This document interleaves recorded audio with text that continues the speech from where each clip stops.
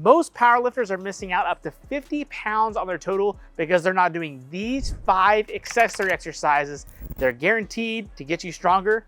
Let's get to it.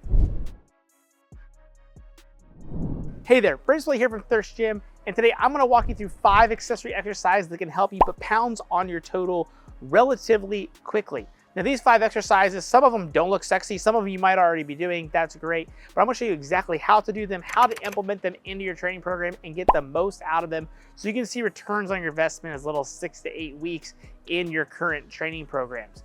Again, some of these exercises are going to look very standard or blah, like, oh, they're too easy, but I'm gonna show you how to level them up to make them more challenging so you get the biggest return on your investment from them. Let's go. All right, the first exercise that we're gonna talk about here to help improve pounds on your total is going to be the dead bug. Now, I know many people are gonna say, oh, the dead bug is an introductory abdominal exercise, it's for beginners. It's not gonna do anything to make me stronger to squat or deadlift 5, 6, 7, 800 pounds. Here's the thing, you've gotta find the dead bug variation that's right for you. So I'll agree, just doing a standard bodyweight dead bug hold probably isn't gonna cut it if you're already powerlifting and you're relatively strong. So here are ways that you can elevate that exercise to make it more challenging, to work on a nice rigid midsection and get better force transfer up into your squat and your deadlift specifically. The first one is going to be a band dead bug. So you're just gonna take the band, you can wrap it just like this to where each one's a handle, or you can wrap it through. Either one is fine, does not matter. And what you're gonna do from this position is you're gonna get in your dead bug position, but we're gonna take the band and we're actually going to pull it over our shoulders here like we're doing a straight arm lat pull down. I'm gonna hold that position, get my lats involved, knees come up in my dead bug position, and now all I'm gonna do is just reach out, 1001, 1002, and then come back, 1001, 1002, and come back. This is much more challenging than a regular dead bug. I'm even somewhat shaking, trying to use my lats to engage everything and keep everything neutral in this position, or we can just do a standard hold as well. The other option, if you don't want to use a band, you could just take a dumbbell, 10 to 20% of your body weight. If you're a strong person, you're gonna take that dead bug, you're gonna hold the dumbbell straight overhead, get in your dead bug position here, and then you're gonna bring the dumbbell overhead as far as you possibly can, as long as you can keep your back flat and neutral. And then we're gonna take our leg, same thing, 1001, 1002, and come back and alternate sides here. So the big thing to take away here is find a way to level up your dead bug so that you can see a better return on investment from it. I like this exercise, one, just for creating a more rigid midsection, but also you're going to be able to see better force transfer up into the barbell. Even if you don't want to do this at the end of your training session as your normal abdominal work, that's fair. Do some dead bugs with weight or with the band prior to getting underneath the squat bar or deadlifting, and you'll immediately find that, one, hey, your back probably feels better. 2, you're gonna be more prepped to be able to go do those exercises, and your midsection is gonna get stronger in the process. So my recommendation, 2 to 4 sets of 10 to 20 second holds on each side, or you can do 6 to 10 repetitions on each side with a 1001, 1002 count. Again, increasing the load like crazy or using quite a bit of band tension, which is my go-to method, what I think works best for powerlifters, so give that a shot. Exercise number 2 that we're gonna talk about here is going to be the croc row or the croc dumbbell row, popularized by formerly Matt Kroc, now Janae Kroc. This is a heavy dumbbell row variation with a lot of body English. It's gonna put slabs of meat on your upper back, improve your lat strength, thicken up those traps, giving you a bigger shelf to hold that bar on for your squats. A bigger back is always great for deadlifting, and then a bigger back is gonna give you a more stable base to bench press from as well. So what you're going to do is just take a really heavy dumbbell. I mean heavy. So if you normally do a 70-pound dumbbell for your regular rows, you want to go to like 90 or 100, right? The goal here is to push the weight really hard. You may even need to use straps, which is totally fine. We're going to take our dumbbell here, support ourselves on the bench, okay? Knee on the bench and hand on the bench as well. And then we're going to heave that dumbbell, getting some rotation and trying to pull that up as hard as we can as we do the repetition. Now, the key with the croc row, more so than anything else, is high reps and heavy weight, okay? Form, quote unquote, of a normal dumbbell row is out the window for this exercise. The goal is to overload the musculature and really kind of test your mental grit as well. So again, super heavy weight. My recommendations, 2 to 3 sets max of anywhere from 15 to 25 reps on each arm. Place this at the end of your training session, probably gonna be the last thing that you wanna do because you're gonna feel pretty worthless after the fact. But this one exercise, super slept on, many people forget about, and it will blow your upper back up. All right, exercise number 3 that I love is the good old fashioned Bulgarian split squat. What you're gonna do, take a split squat pad, bench, chair, doesn't matter, put your back foot up there on the pad, dumbbell in the opposite hand to start, down nice and low and drive back up, hitting around 90 degrees and loading up that front leg. Now there's different loading patterns. So you can do the opposite arm like I had. You could also hold it in a goblet position as well, or you can even hold a barbell on your back. Lots of different ways to load the exercise. It doesn't really matter at the end of the day, as long as you push these pretty hard and heavy. The reason I love the Bulgarian split squat is for a couple reasons. One, we're gonna get a nice lengthened position from our hip flexor on that back leg. Many powerlifters have tight hip flexors, tight hips. This is a great way to kind of keep that at bay. Number 2, we're gonna get some aided hip stability as well. Being in a single leg stance, we're gonna have to stabilize on that one leg, which we don't usually do as powerlifters because everything we do is typically in 2 legs or bilateral.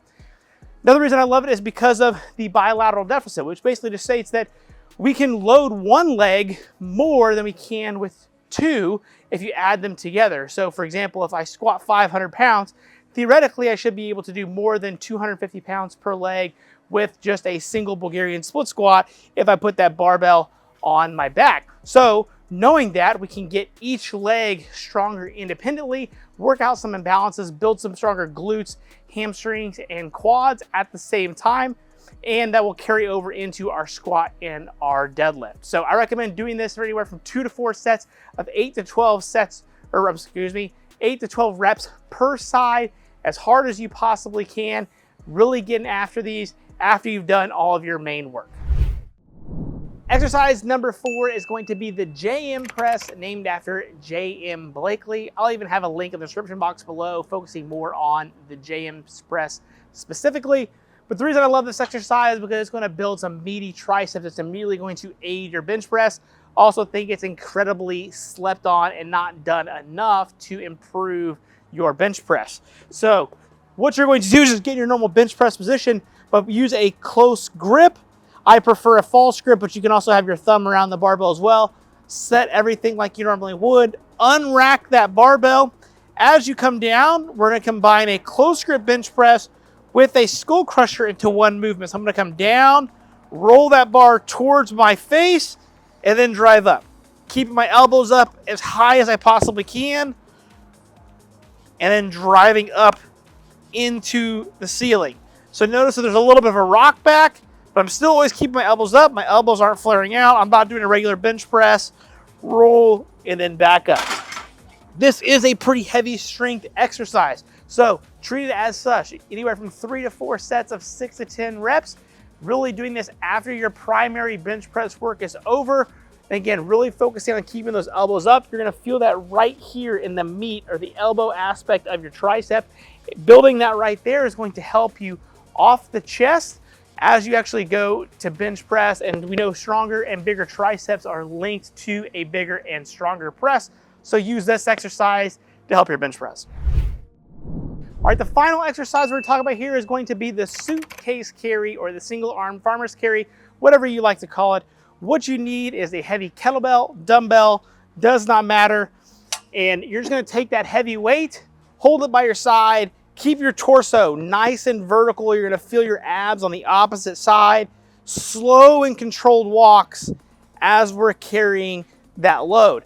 Now, not only is this gonna stiffen up your midsection, which is a real reason why I like it, because again, stronger midsection, better force transfer up into that squat and deadlift, but also we're gonna get aided grip, so your grip's gonna get stronger, and we're gonna improve our hip mobility on the opposite hip. So if I hold a weight in my right hand, as I step, you notice that I'm gonna have to improve my internal rotation on the opposite side. So it's going to keep our hips feeling good as well. Building strong QLs, internal, external obliques, midsection, grip, even your upper back a little bit, having to hold that heavy weight and hip mobility. Really hard to argue with this exercise because it addresses so many things. Now, it's not gonna necessarily build a ton of muscle, that I will give you. However, again, if we talk about improving our total, a lot of times being more efficient, especially when it comes to force transfer, is the name of the game in powerlifting. And keeping your QL and obliques, abdominals, and hips happy is a big part of the long-term game. So this exercise works great as a warm-up before you actually go again to squat or deadlift, or doing it at the end of those training sessions as well to strengthen things up. The key here as well is to take your time walking, okay? It's not necessarily about walking as fast as you possibly can. If you were competing in like strongman, yes, it is. But if we're talking about just improving our overall midsection strength, carrying that into our main lifts, nice controlled walks, trying to control what our pelvis is doing and being cognizant of where we are in space, and taking your time will go a lot farther than just trying to go as fast as you can or just leaning towards one side and running around with the kettlebell. Again, nice and firm midsection, staying strong, owning that position as we carry the weight, and you'll see progress. Do this for anywhere from 2 to 4 sets of anywhere from about 10 to 30 yards per side. So there you have it. There are my top 5 accessory exercises I think people are sleeping on to immediately add pounds into your total.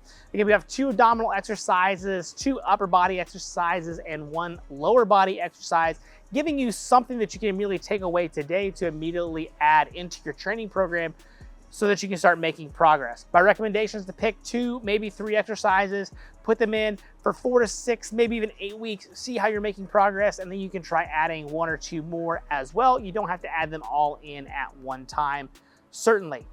My suggestion here as well is to make sure that you really focus on the quality of the exercises, especially when it comes to like the dead bugs and the suitcase carries, because many people sleep on these exercises because they think they're easy, but I assure you, take the adjustments that I recommended and you will see progress, and you'll actually level those exercises up. As a bonus, I'm gonna have a link in the description box below to the top 5 accessory exercises that I made approximately a year or so ago, but I still stand by those exercises as I think these exercises are just a little more slept on or overall relatively botched. If you happen to like today's video, I really appreciate it. Hit that like button, leave me a comment, let me know which exercise on here do you not implement that you'd like to see help you out. And as well, hit that subscribe button if you're not already. It's completely free and it's gonna keep you up to date with every single video that I drop every single week if you made it this far into the video. Again, thanks for tuning in, and I'll see you at the next video.